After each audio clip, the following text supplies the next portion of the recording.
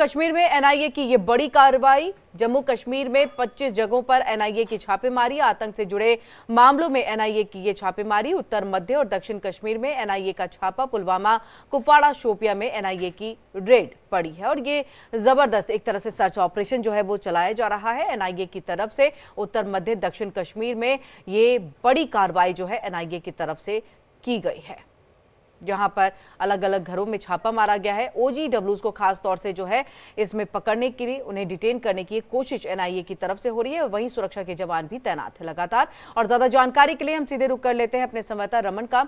रमन, क्या कुछ जानकारी है? एक बहुत बड़े तौर पर और बहुत बड़े लेवल पर जो है ये कार्रवाई हो रही है एनआईए की।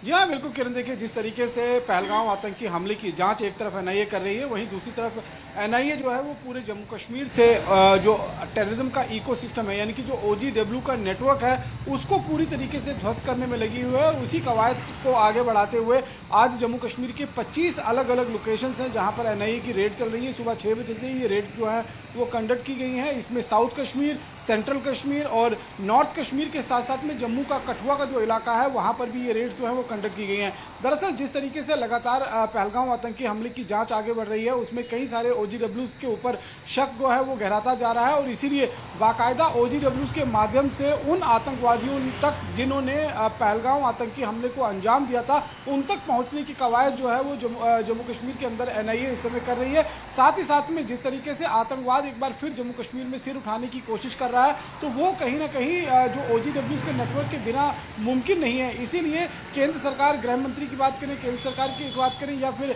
जम्मू कश्मीर का लेफ्टिनेंट गवर्नर मनोज सिन्हा के जो एडमिनिस्ट्रेशन, पुलिस का एडमिनिस्ट्रेशन यहाँ काम कर रहा है, उसकी तरफ से लगातार इकोसिस्टम जो टेररिज्म का यहाँ पर मौजूद है उसको ध्वस्त करने की कोशिश जो है वो की जा रही है। और 2020 से ही ये कवायद लगातार तेज हुई है। अब तक करीबन 75 से ज़्यादा ऐसे जो स्कूल जो गवर्नमेंट एम्प्लॉयज़ हैं उनको सैक किया जा चुका है, क्योंकि वो सरकार में रहते हुए लगातार आतंकियों की मदद कर रहे थे, उनका पालन पोषण कर रहे थे, उनको लॉजिस्टिक सपोर्ट मुहैया करवा रहे थे। इसी तरीके से बहुत बड़े पैमाने पर जी, बहुत जल्दी से रमन ये भी आपसे जानना चाहेंगे, जो 3 कर्मचारी को यहाँ पर, जो सरकारी कर्मचारी थे जिनको गिरफ्तार किया गया, उनसे कोई और बड़ा खुलासा सामने आया है क्या? अभी कोई जानकारी आधिकारिक तौर पर या सूत्रों के हवाले से मिली हो?